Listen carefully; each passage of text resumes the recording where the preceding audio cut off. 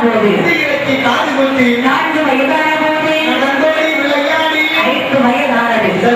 குழந்தைகளுக்கு 5 வயதான போது என்ன செய்ய வேண்டும்? ஒரு பிள்ளைக்கு 5 வயசு வரைக்கும் யாராவது 500 ரூபாய் 1000 ரூபாய் சொன்னா ஒரு மளிகை கடையை முடிச்சாங்க.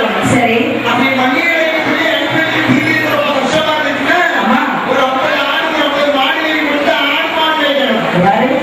5 வயதான உடனே அந்த பிள்ளைகளுக்கு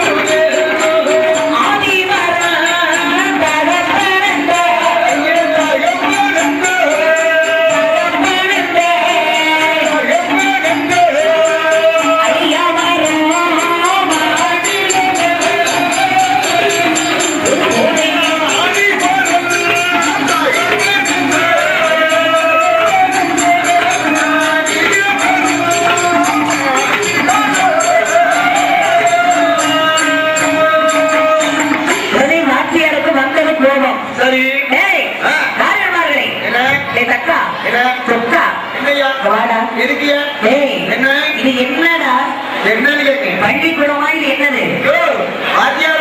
படிச்சு ஒரு பாடத்தையும் ஒழுங்கா படிக்க போறதில்ல. 7 பேரும் அப்படியா இருக்கணும்? நாங்க 7 பேரும் ஒரே தாய் வீட்டுல பிறந்த பிள்ளைங்க. நாங்க 7 பேரும் அண்ணன் தம்பி அப்படியே இருப்போம். அண்ணனுடைய சூழ்நிலைக்கு பிறந்த அண்ணன் தம்பியா இருந்தாலும் அப்படியான பட்டி மக்கள் தானடா.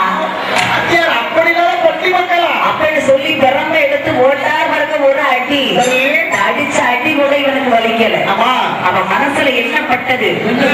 அப்பன் இல்லாத பட்டி மக்களே அப்படின்ற வார்த்தை ஆழமா கேட்டவரே வாத்தியார பார்த்து சொல்ல, வாத்தி எங்க அம்மா கிட்ட போய் எங்க அப்பா யாருன்னு கேட்டுட்டு எங்க அப்பா மட்டும் இருந்தாரு உங்களை குப்புறப்பட்ட குடலை உருவிடுவானே. குப்புறப்பட்ட போய் எப்படி குடலை உருவானே? கொஞ்சம் கஷ்டப்பட்டு வருவானா அவ்வளவுதானே. அம்மா இருமையா இப்ப வாரு 7 பேர்கள் பாய்ந்து வருகின்றார்கள் அங்கே சட்டத்திடத்திலே. சரி அம்மா நீங்க வாங்க. நான் பெற்ற செல்வங்களே என் கண்மணிகளே. அம்மா என்னடா இப்படி வந்திருக்கீங்க? பேச்சு பண்ண கூட கிடையாது.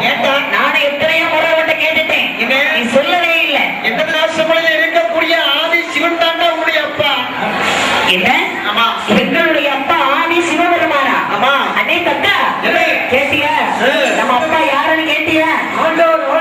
ஆண்டவர் சிவபெருமானா? அந்த வார்த்தையை நம்ம என்ன சொல்லி அடித்தா பாத்தியா? அப்படி இல்லாத நாய் பிள்ளைன்னு சொன்னாரு. பட்டி ஒரு நிமிஷம் இருந்தா வாத்தியார போய் மூக்குல ஒரே குட்டா குத்திட்டு வந்துடுறேன். விட்டு விட்டு எத்தனை இருந்தாலும் வாத்தியா பேசாம அவரை விட்டுருவோம். நம்ம அப்பாவை பிடிப்போம். அப்பாவை எங்க போய் தடுறது? அப்பாவும் அப்படி போயிட்டாரு. ஆதி சிவன் நம் தகப்பன் என்று சொன்னார். நாம இன்னும் சும்மா இருக்கவே கூடாது. அழியாத வரமாக வேண்டும். ஆண்டவனை நினைத்து நவமிருந்து சிவபெருமானிடத்திலே யாராலும் நம்மை அழிக்க முடியாத வரமாக வேண்டும்.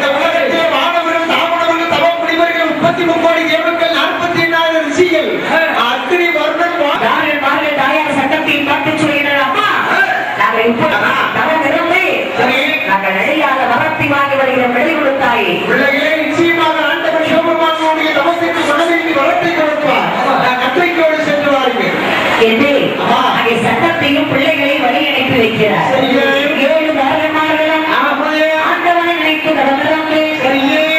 வரத்தை வாங்க வேண்டும்.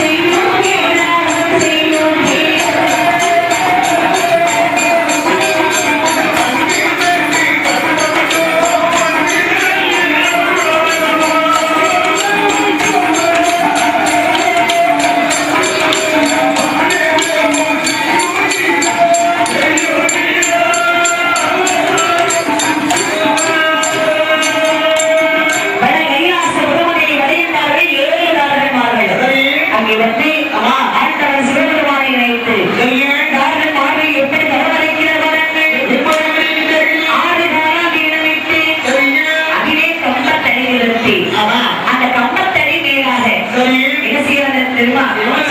ஒரு தங்க குடத்தை கொட்டை வைக்கிறார். தங்க குடம் மேலாக தானே ஒரு கொட்ட தேங்காய் கொட்ட பிரிச்ச நிலையை வைத்து அதிலே ஒரு காந்த ஊசியை நிறுத்தி ஊசி முனைவே ஒரு காலும் உச்ச தலை கீழாக நின்று நம்ம செய்யலாம். ஏன்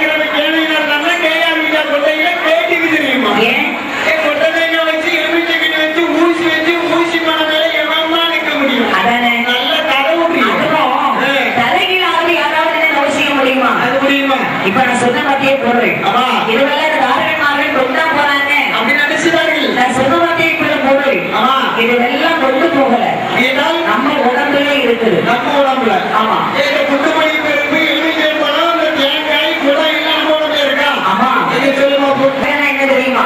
நம்ம இரண்டு கால் பாதத்தை ஒன்றாக சேர்த்து வைத்து பார்த்தால் அவரவர் கையடிக்கு 6 அடி கரெக்டா இருக்கும். சரி, அதான் 60 அடி கம்பம். சரி, அதற்கு மேலாக ஒரு தங்க குடத்தை கொண்டு வைத்தார்.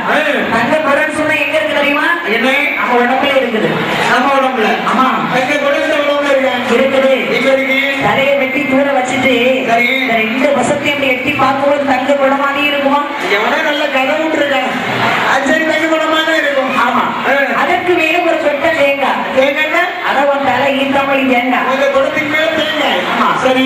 ஏமாச்சங்கனி சுபதலி புஷ்பம் கோழி முட்டை குண்டுமணி பருப்பு இதெல்லாம் எங்க இருக்கு தெரியுமா? எல்லாம் இருக்கு, நம்ம உடம்புல இருக்குது. தேங்காய்க்கு மேலதான் இருக்கு, அது உள்ள இருக்கு. உள்ள இருக்கு என்ன பிரயோஜனம்? ஆமா, காந்த ஊசியை நிறுத்தி ஊசி முறையிலே ஒரு காலம் உச்சம் தலைகளாக நின்று நம்ம செய்தாரா?